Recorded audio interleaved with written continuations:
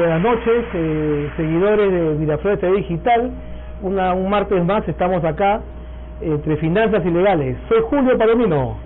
Bienvenidos amigos a una nueva edición de Finanzas y Legales. Hoy vamos a tener un programa bastante interesante. Vamos a conversar un poco sobre contratación laboral. Específicamente vamos a ver la problemática de recibos honorarios. También nos visita Carlos Domínguez, gerente general de Ecomodities, una empresa dedicada a agroexportar productos peruanos. ¿Quién más nos visita, Julio? También tenemos la visita del señor Efraín Guerra, que es secretario de Defensa del Sindicato Centro Federado del Banco Continental, y también viene el doctor José de la Cruz, abogado laboralista, ¿no? Para tocar estos temas de arbitraje laboral muy comunes en la actualidad, en los conflictos que se dan entre sindicatos y empresas, ¿no? Así es, amigos, así que ya saben, cualquier consulta pueden escribirnos en la página de Miraflores TV Digital o en la página de Finanzas Legales. Consúltenos y en vivo vamos a poder responder sus consultas respecto a los temas que vamos a realizar hoy día, Julio. Y tenemos también para nuestros seguidores, los primeros 20 seguidores que se conecten, estamos tomando nota de sus nombres para el sorteo que va a haber por el Día del Padre, ¿no? Va a haber un sorteo de una corbata con unos gemelos, ¿no? Por obsequio de Genera, va a haber un regalo especial y de estudio Julio Palomino, para que puedan regalarlo pues a sus seres queridos, ¿no? Su papá, el novio, el esposo, ¿no? Para que puedan disfrutar, ¿no? Entonces, comenzaremos pues, mi estimado Alejandro, tocando ese tema, y esperemos que mucha gente se conecte, porque es un tema que has tocado, ese tema de la contratación a través de recibos honorarios, ¿no? Sí, Julio, efectivamente. Cuéntanos un poco cuáles son los derechos laborales que tiene una persona que está bajo esta modalidad, recibe por honorarios. Primero, decir de que la contratación a través de recibos por honorario es una ilegalidad, pues, ¿no? A todas luces, una ilegalidad, una informalidad laboral que hasta el día de hoy lastimosamente se ven en muchos empleadores, ¿no? ¿Por qué? Porque los empleadores pues con la de repente mal asesorados, contratan personal y lo tienen por los famosos recibos por honorario, y hasta a veces le hacen suscribir esos contratos de locación de servicio, ¿no? Pero al final lo que no saben que el ahorro momentáneo que se van a dar de las cargas sociales, al final van a tener que pagarlo, porque esto ya es un criterio uniforme tanto en SUNAFIL como en los tribunales de justicia laborales en la actualidad, ¿no? Entonces, has precisado algo y te pregunto, ¿no? ¿Por qué sería una ilegalidad?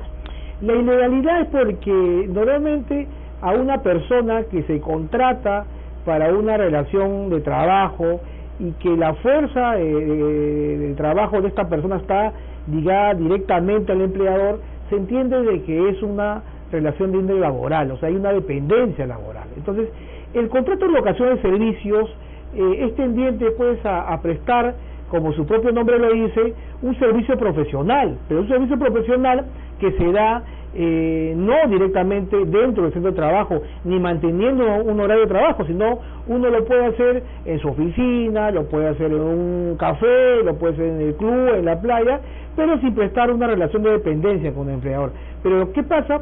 De que muchas empresas contratan indebidamente a su personal a través de este contrato de locación de servicios, ¿no? Inclusive le dan otro matiz, ¿no? Hay varios nombres, ¿no? Para encubrir la relación laboral, a veces de contrato, pues, no sé, pues, le dicen de que se le va a dar un monto de comisionista, a veces también se le puede hacer denominación, pero al final los indicios que se pueden dar dentro de la relación laboral se antepone a cualquier documento escrito. Entonces, eso definitivamente es una ilegalidad, porque al final el trabajador o esta persona que le dicen ahora tiene el nombre colaborador, le dicen, no, es un término mal puesto en la actualidad, porque no hay colaborador, o eres trabajador o eres un prestador de servicio.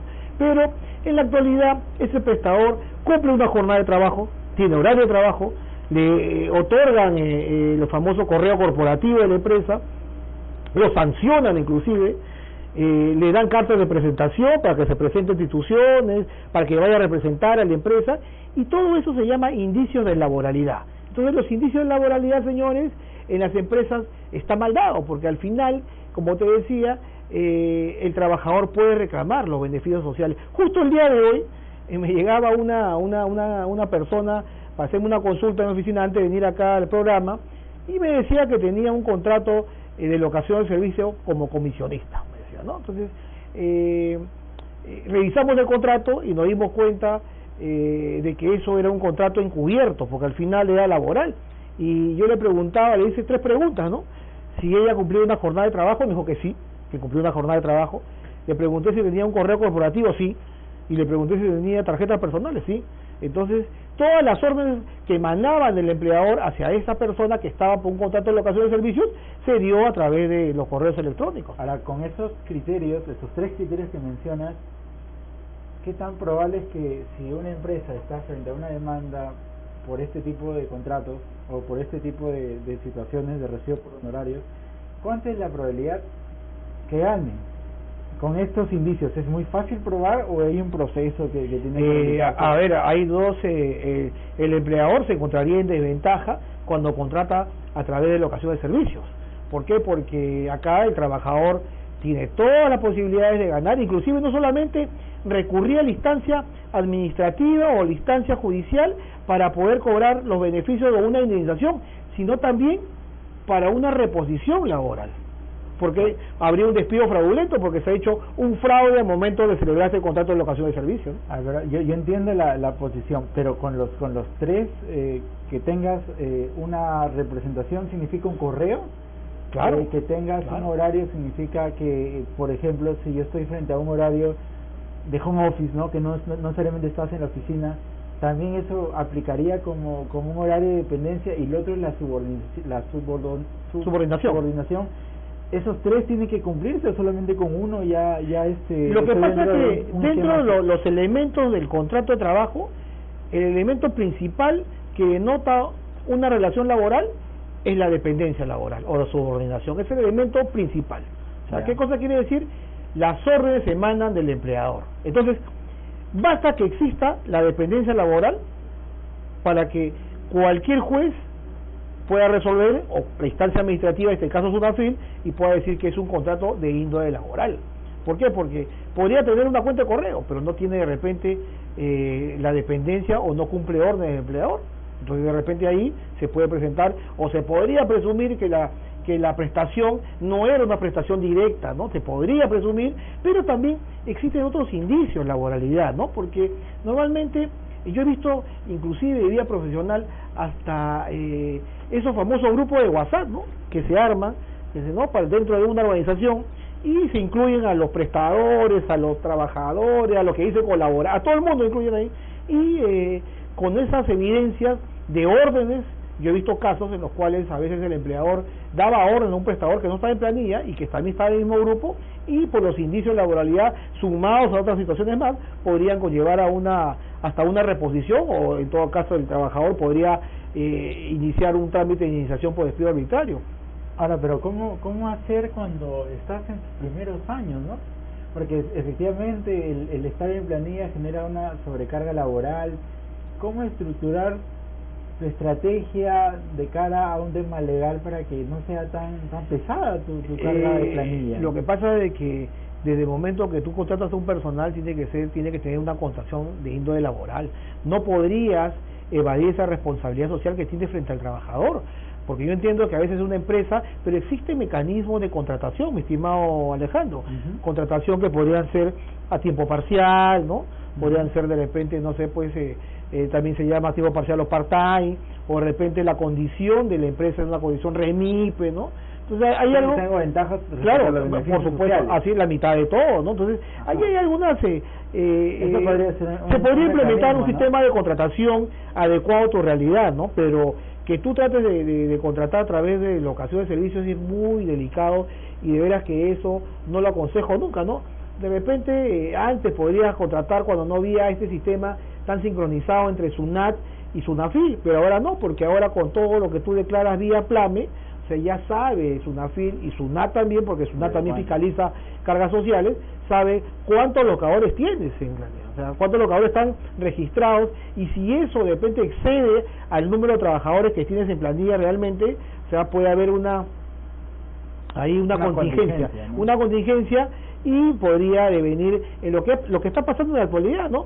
Hay un operativo ya que viene dándose hace muchos 3 meses o 4, que muchas empresas han recibido una carta inductiva de de SUNAFIL para verificar estas obligaciones laborales, ¿no? Porque han visto de que hay una disconformidad entre lo que han declarado y lo que están locadores y lo que están en planilla. Entonces SUNAFIL ha iniciado un operativo que se llama inteligencia inspectiva, y con eso está fiscalizando a los empleadores, ¿no?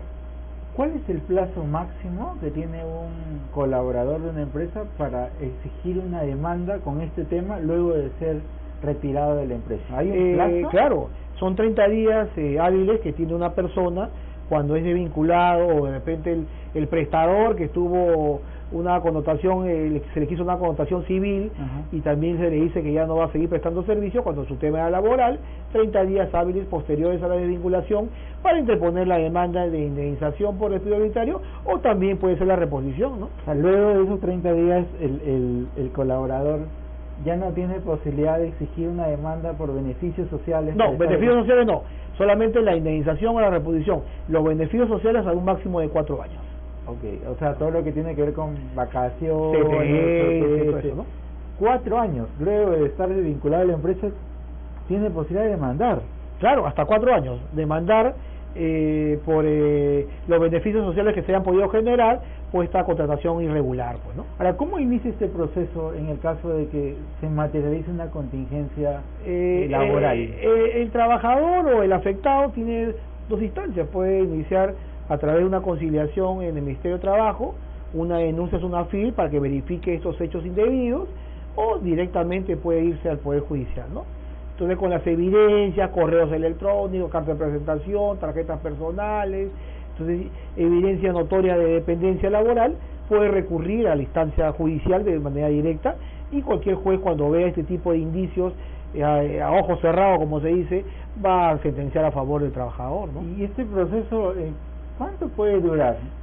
Bueno, en la actualidad, desde 2012 está vigente la Ley Procesal de Trabajo acá en Lima, y se creó esta ley para darle celeridad a los procesos, ¿no? Pero en la actualidad ya esa celeridad quedó en el olvido, porque un proceso judicial puede demorar de 2 a 2 años y medio, por lo menos. De 2 a 2 años y medio. Por lo menos. Okay, es bastante tiempo, ¿no? Claro. Igual que un proceso de demanda de obligación de suma de dinero. Bueno, acá en el Perú la Administración de Justicia pues camina muy lento, ¿no? Pero igual ese es el derecho que tiene el trabajador para poder demandar lo que le corresponde, ¿no? Tú has mencionado algo importante, el principio de primacía, ¿no? O sea, prevalece respecto a la estructura de contratos que pueda tener el hecho real de la situación laboral del trabajador, que puedes probar con estos elementos. El principio de primacía en realidad es un principio ya recogido en todas las sentencias, se contiene en la Constitución, están en las sendas sentencias de Tribunal Constitucional, y el principio de primacía en realidad, como tú bien dices, prevalece todo lo que ha habido en la realidad, en la labor que ha realizado esta persona en el centro de trabajo, hasta prevalece por encima del documento privado, o sea, escrito, ¿no? Uno puede decir que ha sido comisionista, que va a ser un asesor, pero al final la connotación, como lo decía, es distinta, ¿no? Entonces ese principio se antepone, y todo, tanto SUNAFIL como los juzgados laborales de acá en el Perú lo toman muy en cuenta, ¿no? Respecto a las contingencias, ¿solamente es la reposición del recálculo de los beneficios sociales, o existe también una indemnización o multas asociadas en el caso de materializar? Acá hay 2 situaciones, ¿no? Porque si esta persona denuncia estos hechos ilegítimos a SUNAFIL, puede caer una multa administrativa. Yo tenía un caso de un cliente que por no tener a una persona en planilla, una sola persona en planilla, se le propuso una multa de 70.000 soles, una sola persona. Entonces, esos son los riesgos en la actualidad que deberían evitarse, ¿no? Y además de la indemnización, podría haber una indemnización de índole personal, que es el daño moral, ¿no? Porque esta persona de repente tenía pues un crédito hipotecario, tenía un proyecto de vida, lo que se llama, y se le había truncado con esta desvinculación, y ahora también la Corte Suprema ha dicho lo que dice el daño punitivo. ¿Por qué? Porque también se le imputa al empleador porque en ese tiempo que está fuera de planilla no le ha pagado las cargas sociales, pues, el seguro, ¿no? el seguro, ni AFP, ni ONP, entonces es el daño punitivo. O sea, tenemos tres tipos de daños, ¿no? O sea, la indemnización, el daño moral, el daño punitivo. Entonces yo advierto a los empleadores que puedan tomar conciencia de contratar bien a partir de la fecha, porque podría haber un tipo de contingencia que podría jugar en contra de sus intereses, ¿no? Incluso las contingencias que has mencionado son mucho más materiales que el posible ahorro, ¿no?, que uno probablemente quisiera tener, ¿no?, estructurándolo de otra forma, ¿no? Claro. Ya saben, amigos, eso es muy clave para no tener contingencias laborales. Hay que tomar mucho cuidado en contratar un personal. Así es. Está bien. Muchas gracias, Julio. Continuamos con el bloque de legal, profundizando un poco más lo que Julio nos ha contado en esta conversación. Vamos a los cortes.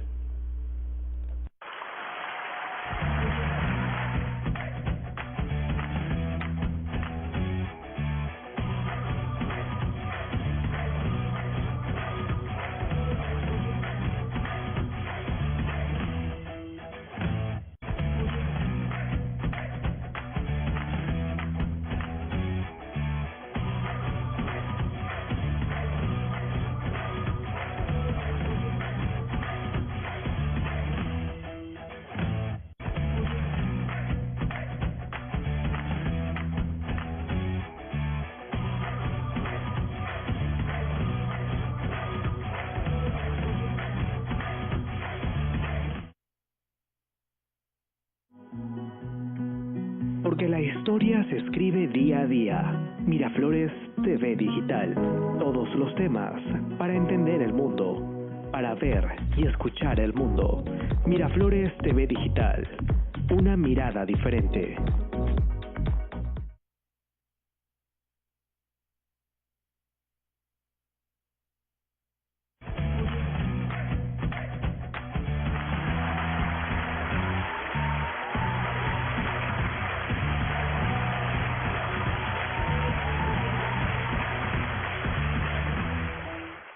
Bueno, seguimos con estos temas que son muy importantes.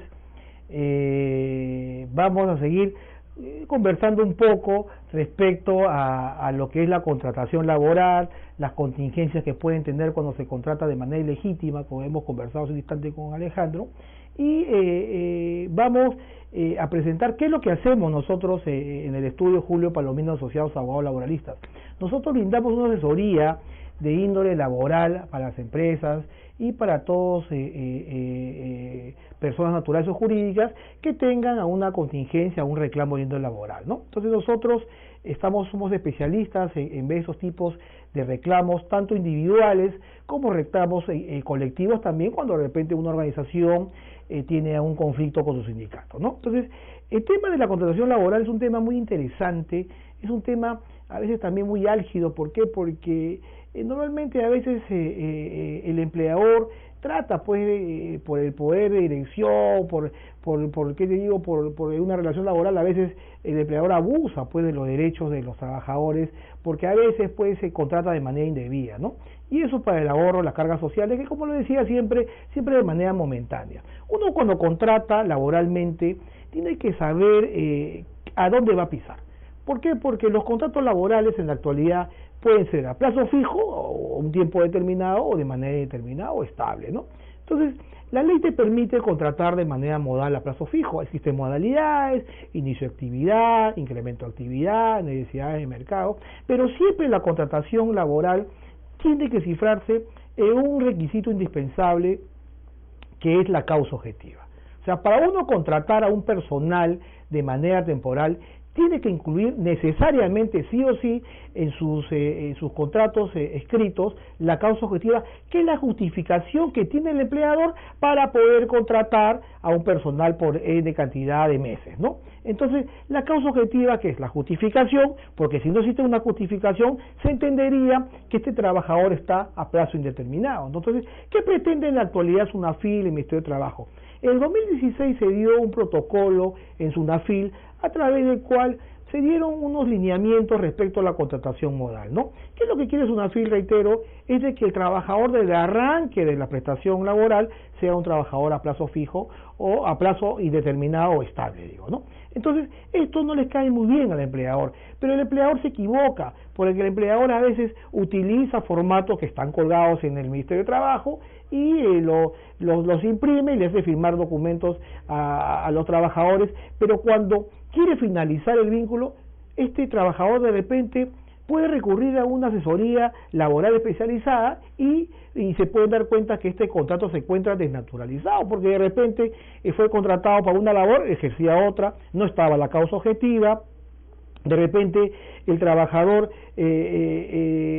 en el tiempo fue firmando las adendas o renovación del contrato, que todas resultaron ilegales de repente, y eso desnaturaliza su contratación. Y cuando hay una desnaturalización de la contratación, ¿qué significa? De que el trabajador podría acceder a un reclamo vía SUNAFIL administrativo y eso conllevara una multa hacia el empleador, una multa que en la actualidad son muy ingentes. Tal es así que he tenido un caso, lo repetía con Alejandro, de que a un empleador, por no haber registrado a un solo trabajador, le pusieron una multa, una propuesta lógicamente, de multa de 70.000 soles. Entonces, eso también es un riesgo laboral. Ahora, sumado eso, pues, de repente a que todo el mundo trata de desviar, trata de repente de sacarle la vuelta a la ley contratando a través de recibos por honorarios, eso no es recomendable, señores, porque al final eso va a jugar en contra de la organización, ¿no? Lo mejor es contratar de acuerdo a modalidades, y si tú tienes de repente un prestador que es un verdadero prestador, entonces lo contratas a través de un contrato de locación de servicios, pero sin tener una connotación laboral, sin darle un correo electrónico, de repente hacer una labor profesional fuera del centro de trabajo, haciendo los informes correspondientes mensuales, para que esos indicios de laboralidad no se vean acreditados y después sean materias de un reclamo, ¿no? De un reclamo judicial o administrativo. En la actualidad existe ya en SUNAFIL existe un operativo que se llama inteligencia inspectiva, que es tendiente a verificar por qué existe una disconformidad en lo que tú declaras, ¿no? O sea, normalmente, mensualmente, el contador de cada empresa declara en el PLANME los números de dependientes y los que no son dependientes, y a veces pues el número de no dependientes es mayor a los que son en planilla. Entonces, ahí cuando hay esa inconsistencia, SUNAFIL ataca, SUNAFIL verifica, y tú tienes que demostrar que efectivamente esa prestación ha sido una prestación no de índole laboral, y ahí es muy difícil porque ese prestador a veces tiene correo electrónico, marca ingreso, marca salida, es amonestado, es suspendido, se le da tarjetas personales, constancias de trabajo, y eso juega en contra de lo que podría ser una debida contratación laboral. Entonces, ¿cuál es la secuela de todo esto? De que el reclamo no solamente conlleve a una multa administrativa, también podría conllevar a una acción judicial que bien podría ser de indemnización por despido arbitrario, o podría ser también una demanda de reposición por despido fraudulento, despido incausado, y eso conllevaría también a que la empresa pague todas las remuneraciones que se dejaron percibir como lucro cesante, ¿no?, afectando la economía de la misma. Entonces yo creo que acá los TIC para contratar bien existen TIC, existen modalidades para poder hacer una contratación debida y no estar pasando por estos problemas que de repente tengas una reposición, tengas que pagar un daño moral, tengas que pagar un daño punitivo, y eso podría generar una contingencia definitivamente a las arcas de toda empresa. Entonces, la idea es saber contratar, y nosotros en el estudio Julio Palomino y asociados abogados laboralistas le damos todos los tips, le damos todas las salidas legales para que pueda contratar bien, y si no contratas bien, también podemos darles algunas salidas para buscar de repente algún tipo de conciliación, no solamente en los conflictos de índole individual, también en los conflictos de índole colectivo, porque también en una empresa puede haber un sindicato, y a veces hay empresas que conviven con sindicato y otro dice que es una pelea de zapatos, pero al final también son derechos constitucionales amparados tanto por las leyes peruanas como por la OIT, y eso hay que cumplirlo, ¿no? Entonces, la idea es saber contratar bien y evitar cualquier tipo de contingencias laborales, para evitar después pues estar haciendo los desembolsos de dinero y tener reposiciones, ¿no? Estos son los tips, y vamos en las siguientes semanas tocando estos temas de índole laboral de acuerdo a cómo los seguidores quieran tocar a unos puntos importantes, ¿no? Conmigo ahora por el momento seguimos con el otro espacio. Muchas gracias.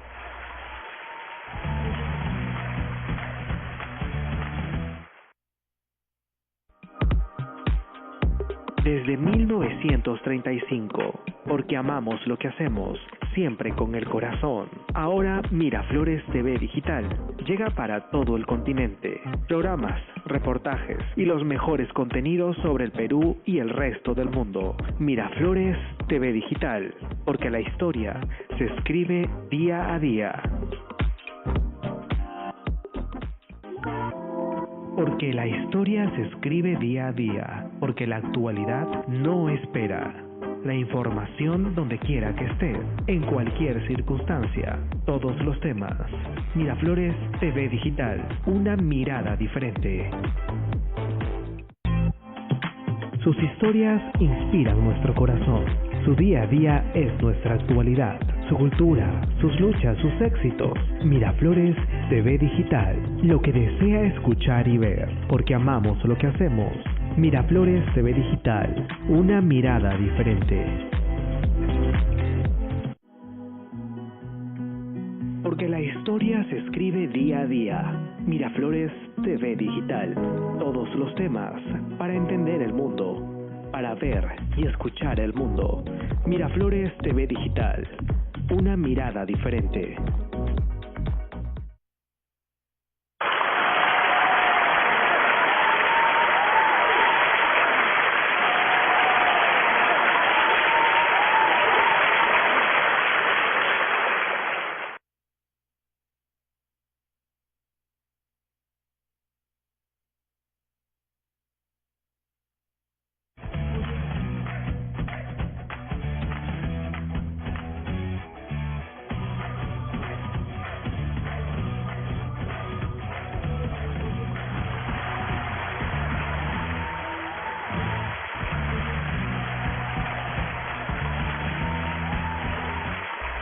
Bien amigos, continuando con el programa, hoy nos visita Carlos Domínguez, gerente general de Ecomoides, una empresa que lleva productos superfood del Perú al mundo. Hoy día nos va a contar sobre su modelo de negocio, cómo funciona y más detalles de qué valor le agrega al mercado local e internacional. Muchas gracias, Carlos, por visitarnos. Por favor, Alejandro, a ustedes por la invitación y qué gusto estar con ustedes acá. Bueno, les cuento un poco lo que hacemos en Ecomoides. Ecomoides es una empresa peruana que exporta ya hace 5 años superfoods al mundo. Nosotros comenzamos exportando productos a granel, productos con valor agregado, como dices tú, pero que son apreciados en otros continentes. Nosotros empezamos con el continente asiático, especialmente en Corea, con quinoa, y después pasamos al cacao. Al cacao, pero el cacao con valor agregado, el cacao que es conocido como el cacao nips. El cacao nips es el cacao ya deshidratado, ¿no es cierto?, cortado en pedacitos, que en estos países se consume mucho, con yogur, en los jugos, en los smoothies, y empezamos así trabajando con este mercado. Después migramos al mercado australiano, después aparecieron otros tipos de productos como el sacha inchi, por ejemplo, que fue otro boom por el tema de la cantidad de omega que tiene. Después empezamos a incursionar en el mercado europeo, y después en el mercado norteamericano, pero siempre a granel y obviamente para buenos distribuidores y supermercados, pero ellos ya les ponían su marca, ellos ya trabajaban en algunos otros temas de valor agregado, o sea, con nuestros productos, por ejemplo, hacían barras energéticas, hacían energizantes de maca también, por ejemplo, y de un momento a otro, ya de tantas ferias y tantos viajes, nos dimos cuenta qué tan apreciados son nuestros productos en el exterior. Tú mencionaste superfood. ¿Y qué significa que sea superfood? ¿Es una especie de sello? El superfood se ha categorizado dentro del healthy food, de la comida saludable. Y el superfood es aquel alimento que te da energía, que te genera más dinamismo, que tiene muchas propiedades antioxidantes y que muchas veces tiene o 0 pesticidas o un producto orgánico certificado. Y el Perú tiene mucho de estos. Y mucho de exportación. Y mucho de exportación. Pero lo que es gracioso es que nosotros no conocemos tantas las propiedades de los productos. ¿Y por qué está pasando eso? Es increíble porque, recordemos, desde la época de colegio nos enseñan ciertos productos, pero no todas estas bondades que tienen ahora, y ahora con los octógonos, ¿no? Imagínate lo que sería, aunque ya está cambiando, ahí hay colegios que están enseñándole a los chicos las propiedades de todos estos productos. A nosotros nos parecía impresionante cuando salimos a visitar a mercados como el coreano, el australiano o el mismo norteamericano, que te dicen, oye, el sachainchi tiene tales propiedades, tiene omega, el cacao tiene tales, la lúcuma tiene tales propiedades, el yacono, todo esto de acá, y tú dices, wow, conocen más que nosotros. El consumidor del exterior. Del exterior. Pero ¿cómo un consumidor local puede empezar a encontrar esta variedad de productos? Porque yo no encuentro mucho cuando voy a, no sé, a un centro comercial, una empresa, un supermercado, uno busca y no encuentra productos. O encuentras muy poco todavía, ¿no es cierto? Y caro. Ahí está. Y caro. Acabas de notar algo muy importante y que nosotros también tuvimos un reto. Nosotros, el 2017, si la memoria no me engaña, tomamos la decisión de crear una marca propia, que es Vitalinti, el 2017, que es Vitalinti. Entonces dijimos, vamos a empezar a crear una marca peruana, por eso de Vitalinti, ¿no? Vitalidad con el Inti, con nuestro dios Inca, y empezamos a trabajar desde el punto de vista, ¿por qué nosotros tenemos que exportar la materia prima y después comprar el producto, el superfood ya envasado? ¿Por qué nosotros ya trabajarlo también? Y empezamos a trabajarlo, y ya el 2018, ya después de haber hecho diseños, haber hecho las balanzas nutricionales con varios nutricionistas, lanzamos nuestros primeros embarques, pero siempre pensando en el mercado de afuera. Como ves, estos productos, por ejemplo, cacao nips bañado con lúcuma, este es un golden mix que tiene sachainchi, que tiene cacao nip bañado, ¿no es cierto?, con panela, tiene aguaimanto, o sea, es una bendición para los que lo pueden consumir. Después hemos sacado unas avenas instantáneas que le echas un poquito de agua caliente o un poquito de leche o leche de almendras y en 30 segundos ya tienes un desayuno. Pues hay, por ejemplo, de maca, tienes de cacao, ahora estamos sacando unas de lúcuma con castaña, después unos snacks. No, ya hemos logrado, tenemos 36 productos aproximadamente ya de la marca, pero siempre, como tú decías, pensando en el exterior, porque veíamos que no éramos tan valorados internamente. Pero ¿Y cómo cambiar este modelo, no? Porque si bien es cierto, hay demanda afuera, este producto... Pero el producto es tuyo. No, claro, que lo como bueno, todos los que somos nosotros debemos consumir, ¿no? Esto. Claro. O sea, nosotros decía de, caramba, nosotros afuera nos ven espectacular y nosotros seguimos consumiendo productos que nos engordan, que tienen mucha grasa. Entonces no puede ser. Entonces nuestro mercado es este. Entonces nosotros del 2000, después de haber abierto una oficina en Houston, porque tenemos una oficina, ya dijimos, ya ok, ya creemos, obviamente hay mucho por hacer en el mercado exterior todavía, pero dijimos ya, es el momento de actuar en nuestro país. Primero, para seguir beneficiando al agricultor. Segundo, para fortalecer la cadena. Tercero, para democratizar la comida saludable, porque tenemos que volver más saludable en el Perú. O sea, tenemos una comida riquísima, pero si a eso le agregásemos, ¿no es cierto?, el tema de la energía, el dinamismo, y ahora que uno anda pues en un estilo de vida, claro, ahora uno anda que en un estilo de vida que todo el día estamos en la calle o queriendo hacer un poco de deporte o tenemos que pasar muchas horas trabajando, necesitamos comer cosas saludables. Entonces, y las tenemos. ¿Cómo fue el tema de la incursión? Nosotros nos dimos cuenta que ya aparecían estas cadenas que has visto tú, de especializadas, estas tiendas orgánicas como Florifauna, como La Zanahoria, como Organa y otras que posiblemente no me vienen a la mente, y empezamos a trabajar con ellas. ¿Y qué tantos canales pueden abrirse a través de estas? Mira, que nos cuentan? yo considero que todavía debe estar en un nicho de mercado, deben ser un 3 a 5% de la población. Es pequeño todavía, es pequeño. Nosotros estamos pensando llegar a la mayoría temprana, que es un 30 o 40% de la población, pero para ello, como acabas de decir tú hace un momento, necesitamos las cadenas grandes. Y estamos ahorita en negociaciones con las cadenas de supermercado grandes, también con las, ¿no has visto tú ahora?, las tiendas por conveniencia como Tambo y posiblemente Oxxo, también con empresas que ahorita no puedo comentarlos porque estamos en negociaciones, que están buscando llegar justamente al segundo nivel de la población, que es un nivel aspiracional, pero que también está buscando cuidarse.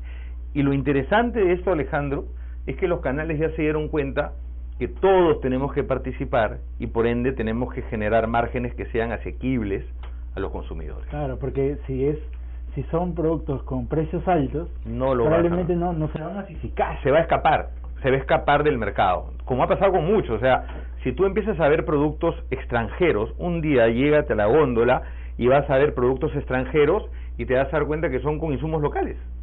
pero vas a pagar 17 soles o 18 soles por un producto que nosotros podemos vender en 5. Y de hecho hay centros comerciales o espacios de supermercados donde tienen una sección productos Exacto. extranjeros. Exacto, ¿no? pero se queda la materia prima, y es de acá.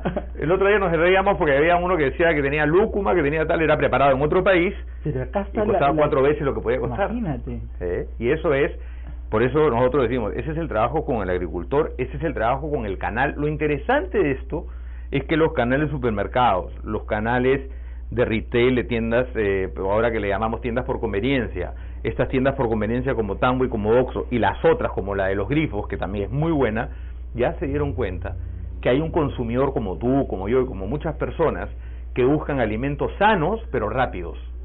Por eso que nosotros buscamos salud, algo rápido, algo nutritivo, algo divertido. Por ejemplo, acá tenemos cosas que puedes preparar, tus smoothies, puedes preparar batidos, puedes prepararte en la mañana tus proteínas naturales para irte, pues estamos en un proyecto ahí también con unos aliados estratégicos para ir a hacer tu deporte, y proteínas naturales, proteínas de justamente insumos locales. O sea, en el Perú tenemos todo, Alejandro, y acá lo interesante es que participa toda la cadena. Nosotros trabajamos con los agricultores, ¿no? Claro, nosotros trabajamos con agricultores hace mucho tiempo para seleccionar el mejor cacao, para seleccionar el mejor sacha inchi, la mejor avena, los mejores nuts que tenemos en el mercado. Después hemos invertido en una planta de producción también, porque era importante tener todo el proceso productivo. Estamos pensando también continuar con el proceso productivo hasta el tema de envasado. ¿Por qué? Porque tenemos que seguir con las certificaciones, porque nosotros seguimos en el mercado internacional y al mismo tiempo en el mercado nacional. Ahorita tenemos, por ejemplo, un grupo de ejecutivos que está en 2 ferias importantes, una en Seúl y la otra en Sydney. Y en junio, al final de junio, tenemos una que es importantísima, que es la Summer Fancy Food en Nueva York, porque ahí también tenemos una oficina y ya nuestros productos están allá. El producto peruano es valorado. Pero la marca Perú en este momento y en este tipo de productos tiene un valor que yo les digo a muchos, no es que sea competencia, o sea, hay que animarse ya a dar este toque, pero como le digo a muchos compañeros, a mucha gente que está en el rubro, porque somos amigos los que estamos en el rubro, acá no es una competencia, es tratar de desarrollar el mercado pero con valor agregado. Ya un poco dejar de lado la exportación de la materia prima, porque ahí te peleas por 4 reales y el que se beneficia es el gran comprador, que al final el que desarrolla el producto, y empezar a trabajar en lo que es esto, ¿no? El valor agregado, donde también empiezan a trabajar las empacadoras, luego empiezan a trabajar la logística, donde empiezan a trabajar los almacenes, y empieza a trabajar gente también. A nosotros nos encanta, por ejemplo, en nuestro equipo hay muchos jóvenes ahora con el tema del marketing digital. Nosotros vendemos a través del marketing digital y vendemos afuera a través del marketing digital. Hemos contactado clientes hasta de Rumanía a través de nuestras plataformas digitales. Entonces, tú ves a muchos millennials ahí en la oficina, ¿no? Nosotros ya somos de la generación anterior, pero ves a millennials ahí desarrollando el tema y eso a nosotros nos encanta, porque ese es el mercado. ¿Y tú cómo miras la tendencia en el mercado local? Nosotros consideramos que el mercado local está en crecimiento. Nosotros acabamos de hacer un estudio de mercado, donde justamente aparecen hasta 4 segmentos muy, muy interesantes. El millennial que te comentaba, que está justamente en una rutina de estudio, de deporte y encima con mucha mentalidad sobre el tema del cuidado del medio ambiente. O sea, el millennial hoy día cuida, ¿te has dado cuenta? ¿No es cierto? Sí, cómo cuida mucho. Entonces, esas personas quieren un producto que beneficia a toda la cadena y aparte un producto que se pueda cuidar. Por eso que nosotros ahorita estamos trabajando en vendomáticas, donde poner tu monedita pueda sacar ya un producto sano. ¿Ah, sí? Sí, entonces ese ha sido un trabajo que también al comienzo tuvimos que adaptar el producto porque no agarraba entonces tuvimos que adaptarlo también a eso, porque queríamos entrar al público joven. En las universidades, institutos, ¿no? En vez de comer, después una vez cuando son ricas, pero de vez en cuando comer algo saludable para que soportes obviamente, ¿no? Para que soportes obviamente el training del estudio o del deporte, o que te pasas pues 12 o 14 horas fuera de casa. Bueno, el millennial, después fuimos las amas de casa, que son también la ama de casa moderna, los padres que ahora hacen deporte, las parejas, y no te olvides, hay unos insights que lo que tú decías te denotan que el mercado peruano tiende a crecer sobre este tema. Y obviamente van a haber varias marcas y hay que competir sanamente en una industria donde, como siempre decimos nosotros, tenemos la responsabilidad de alimentar sanamente, de trabajar sobre marcas y al mismo tiempo que la cadena también, que a veces ha sufrido mucho, me refiero al agricultor y todo, también se beneficie y esté contento de esto, ¿no? Es muy importante y sería lo ideal que lo bueno que producimos nosotros no solamente se exporte, sino que también lo consumamos. Yo te invito, Carlos, a que nos comentes cómo pueden encontrar tus productos, la web, la página de Facebook o el canal, que pueden saborear estos productos. Mira, ahorita nos encuentran en todas las tiendas orgánicas. Ahorita estamos en todas las tiendas orgánicas, estamos en Verdeando, en Organa, en Flora y Fauna, en La Zanahoria. Más detalle nos pueden visitar en vitalinti.com, nos pueden visitar también en nuestras redes sociales. Estamos en Facebook, estamos también en Instagram, ahí como Vitalinti nos encuentran, y van a poder encontrar infinidad de productos, van a poder encontrar los distribuidores que tenemos, y van a poder saborear todos estos productos que dices, Alejandro, que ya te vas a comer algunos ahora para empezar a cuidarnos. Oye, muchas gracias, Alex. Muchas gracias, Carlos, y ya saben, amigos, dónde pueden ubicar estos productos deliciosos y sobre todo peruanos. Muchas gracias, seguimos con los afiches. Muchas gracias.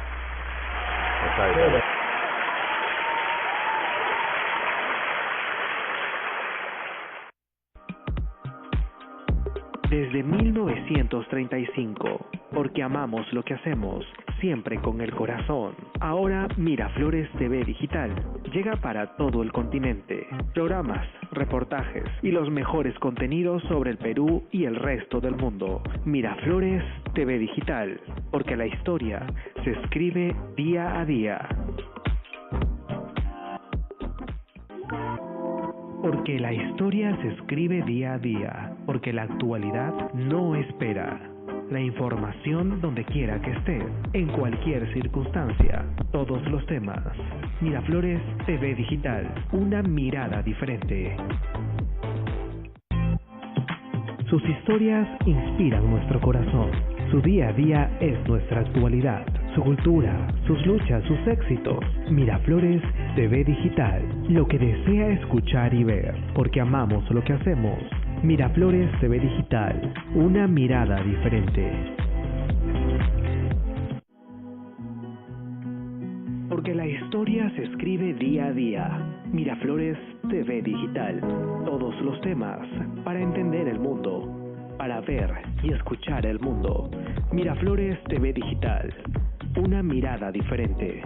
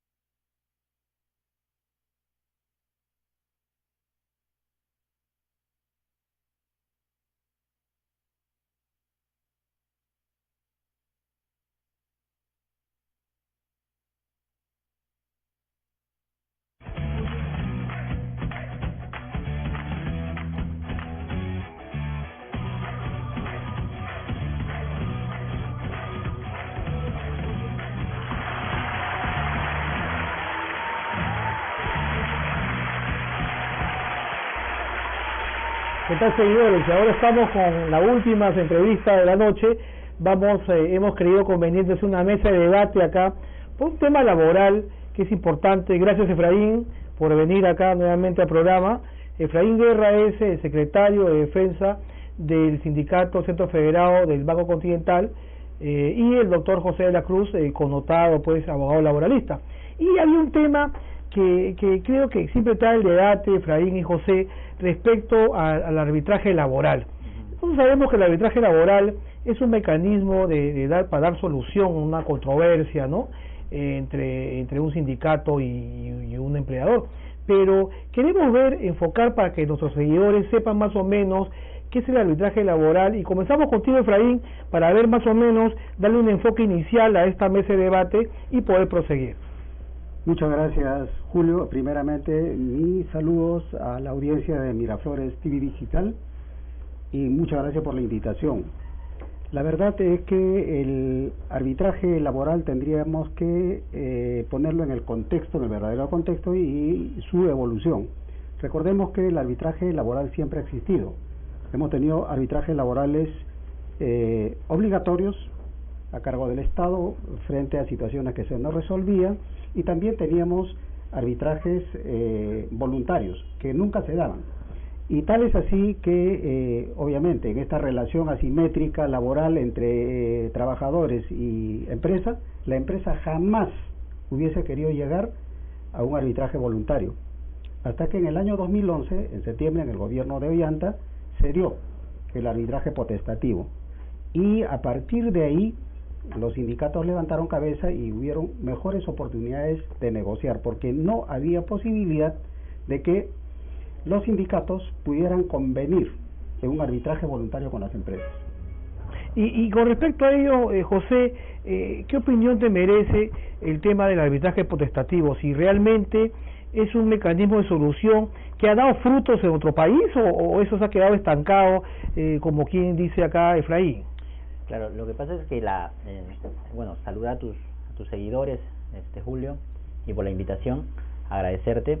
Pero el tema del arbitraje potestativo, en realidad, lo que hicieron los legisladores y lo que hizo el Ministerio de Trabajo fue condicionar al contexto sociolaboral en el país, porque el arbitraje potestativo es una figura, digamos, innovadora en realidad, porque si bien es cierto, por ejemplo, el arbitraje en realidad es acuerdo de partes, esa es su naturaleza, digamos, que viene desde origen del área civil, ¿no? Porque el arbitraje en realidad sus raíces está en materia civil, no en materia laboral, ¿no? Viene del área civil, se ha extraído acá al área laboral, y su naturaleza en realidad es de partes, ¿no? O sea, porque es un tercero quien dirime y las dos partes tienen que estar de acuerdo. La naturaleza de potestativo es porque los que interpretan las condiciones sociolaborales en el país se dieron cuenta que todas las negociaciones estaban estancadas, ¿no? Y entonces, ¿por qué? Porque se necesitaba la contraparte, en este caso generalmente de las empresas, para que haya autorización y haya un inicio de arbitraje. Entonces, y claro, las empresas nunca querían ir a arbitraje, pues. Entonces, esta nueva figura, en realidad, el potestativo es una lectura que se hace de las condiciones sociolaborales y de las condiciones de negociación que en ese momento, como dice don Efraín, estaban estancadas. Entonces, el arbitraje potestativo le da esa flexibilidad y le da una salida, y en la data, en la estadística, el 2013, justo revisábamos con don Efraín, la data es su mejor momento del arbitraje, ¿no? Porque logra desentrampar el proceso de negociación, ¿no? Entonces, una sociedad democrática de Estado de Derecho, no pueden estar las negociaciones pues entrampadas, porque eso no es un síntoma de un Estado de Derecho democrático, ¿no? Y ese entrampamiento sigue en la actualidad, porque veo de que el tema del arbitraje laboral no ha surtido efecto, no ha surtido frutos. Tú, por tu experiencia sindical, Efraín, ¿cómo has visto tú estos temas, estos mecanismos a nivel del sindicato que tú representas? Lo que pasa, Julio, hay un aforismo que todos lo conocen y dicen: hecho la ley, hecho la trampa. Entonces, al principio el tema del arbitraje tuvo soluciones muy rápidas, cumplió con los principios de la negociación colectiva, fue célere, buscaba la economía procesal, la concentración, principios importantes en el derecho laboral. Pero, pasado el tiempo, las empresas empezaron a perturbar estos principios y empezaron a sacarle la vuelta. Entonces, ¿qué ha pasado?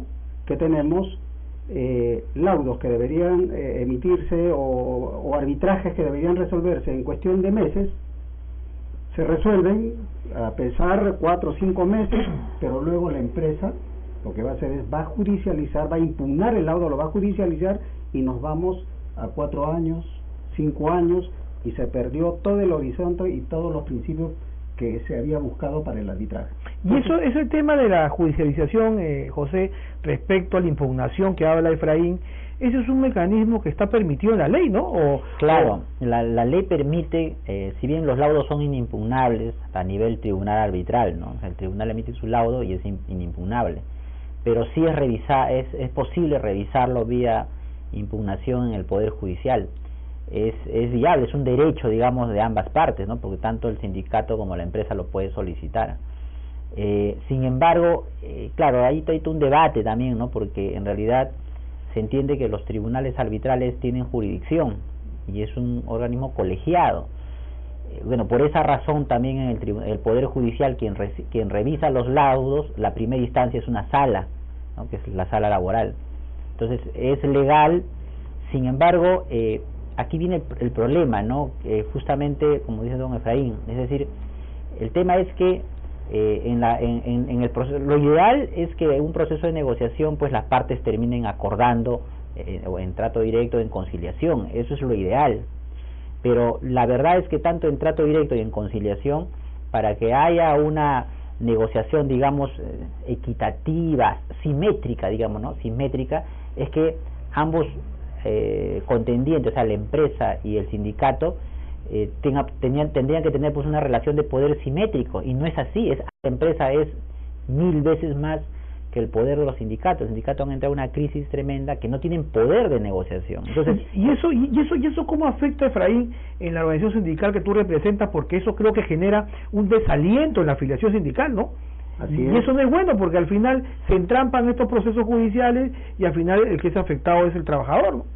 Julio, yo creo que para entender este fenómeno habría que comparar nada más países con un alto índice de sindicación, como son los países nórdicos, donde tienes el 85% de los trabajadores son afiliados a un sindicato.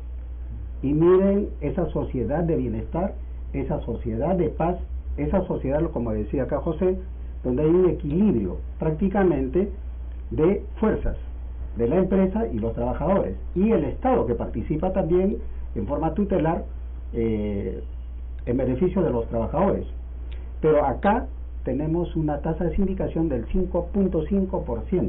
Entonces, con esa tasa de sindicación, un sindicato no tiene diríamos, el brazo ejecutor, el brazo activo, por ejemplo, de la huelga, para poder presionar y buscar una mejor solución.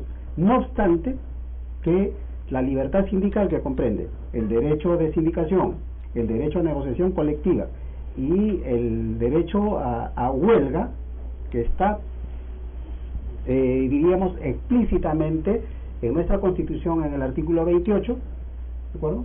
No se cumple, porque tienes una tasa de sindicación muy baja que se debe a múltiples factores, pero uno de ellos es el hacer extensivo los logros de un sindicato minoritario a los no afiliados. Y yo quisiera acá simplemente tocar lo que ha dicho José, subrayar lo que ha dicho José. Un convenio colectivo, como decía Carlino Lutti, es un contrato es un contrato realmente o es un híbrido, ¿no? Un contrato con alma de ley, ¿sí? Que debe ser respetado por las partes, que debe ser cumplido por las partes. Pero nos estamos dando cuenta en la práctica que la empresa realmente no cumple estos acuerdos, que son acuerdos de parte. Lo que dijo José, cuando vamos a un arbitraje hay una voluntad de partes. Ambas partes han sometido la decisión a un tercero. ¿Qué avisoras, José, tú en el futuro de estos conflictos sindicato y empresa? Claro, es que lo que el futuro en realidad es incierto y en perjuicio en realidad de los sindicatos, pero también eso va a retribuir a la propia competitividad de las empresas, porque recordemos que una sociedad donde los sindicatos tienen bajo niveles de sindicalización, en realidad lo que expresa es que no es una sociedad tan, digamos, con cultura democrática, porque el sindicalismo expresa un indicador de tolerancia y democracia en los gobiernos corporativos, que son las grandes empresas, las grandes transnacionales. Hay el gobierno corporativo, el buen gobierno corporativo no es otra cosa que tolerancia, democracia, participación. Ese es un gobierno. Entonces, bajos indicadores va a traer un perjuicio a la larga. Es por eso que en una situación donde hay una asimetría, es decir, el sindicato no tiene poder, entonces, ¿qué sucede? Y donde hay un discurso autoritario, no funciona la negociación, entonces se entrampa. o se legaliza y todo se hace. Hay un dato bien interesante de Vergara en un libro, en República sin Ciudadanos, donde Vergara analiza los términos que usan los representantes de las empresas en este país y señala que casi no usan el término democracia ni tolerancia, y menos la palabra sindicato, no se utiliza. Hace un análisis de los términos que utilizan los empresarios en este país. Claro, ¿es por qué? Porque en este país hay una cultura de alguna manera poco orientada o con una tendencia poco democrática, y eso se expresa en la baja sindicalización. O sea, los gobiernos corporativos que deben promover estos elementos no lo promueven. ¿Por qué? Porque hay una cultura autoritaria que justamente se expresa en la negociación, que se entrampan, pues, ¿no? ¿Por qué? Porque es asimétrica la relación. Un sindicato pequeñito sin poder con una tremenda empresa corporativa, asimétrico. ¿Qué esperas de ello? Un entrampamiento, o ya sea producto de que no hay poder para negociar o producto de un exceso de judicialización, ¿no? ¿Qué reflexión final me puedes dar, Efraín? Porque hemos tocado el tema, veo de que no hay una solución viable, percibo también de que los árbitros no son las personas más idóneas en resolver estos tipos de conflictos. ¿Qué reflexión final podríamos dar, Efraín, para ir acabando este bloque que ha sido muy interesante? Muchas gracias, Julio. La verdad es que creo que la realidad nos ha ilustrado lo que ocurre, ¿no? En el mundo comercial tenemos unos arbitrajes con Odebrecht que ya nos ha mostrado cómo han perjudicado al país. Pero por otra parte, en el tema laboral, diríamos que también tenemos árbitros. Unos dicen que son pro trabajadores, otros pro empresa, pero no hay árbitros que sean pro verdad, pro justicia, pro verdad. Eso es lo que los trabajadores quieren. Entonces, creo que los pocos árbitros que realmente son honestos y decentes son contaditos con los dedos de las manos, y eso que me queda. Y a ti, José, ¿qué reflexión final nos puede dar esta mesa que ha sido ya tan colaborativa? Bueno, mira, claro, el tema de los árbitros, ¿no? Justo había un tema ahí en el sentido de que si bien hay un registro de árbitro del Ministerio de Trabajo, ¿no? Sin embargo, no garantiza, digamos, de alguna manera la formación que debe tener un árbitro, ¿no? Porque el conocimiento para poder desarrollar estos arbitrajes de equidad, ¿no? Porque incluso no es un arbitraje de puro derecho, sino es un arbitraje de equidad que implica otros elementos, no solamente jurídicos, ¿no? Sino ciertos criterios sociolaborales, ¿no? Entonces, o sea, no basta tener, porque creo que el requisito para ser árbitro en el Ministerio de Trabajo creo que es 5 años de antigüedad. Entonces, no es suficiente tener 5 años de abogado, ¿no? Pues, para tener todo un criterio de equidad que implica toda una trayectoria pues importante en la vida. Y más, ¿no? Aún cuando no hay disposición también de las empresas, ¿no? Claro, de llegar a un término pues adecuado con los trabajadores. Yo les agradezco de veras, Efraín y José, por esta mesa de debate. Siempre va a estar abierto las puertas de Finanzas Ilegales para poder para poder seguir conversando de temas que son importantes, ¿no? Ya les dejo el compromiso y la invitación futura para que ustedes puedan venir acá las veces que sea conveniente. Siempre a tus órdenes, Julio. Muchas gracias. De igual manera, Julio, agradecido y encantado de colaborar con esta parte. Gracias. Ya nos vamos despidiendo, siempre diciendo de que a los 20 seguidores que se han conectado en línea, tenemos para el Día del Padre la corbata y con los gemelos para que puedan regalar a sus seres más queridos. Muchas gracias y será hasta la próxima semana. Gracias, Fernando Aguilera.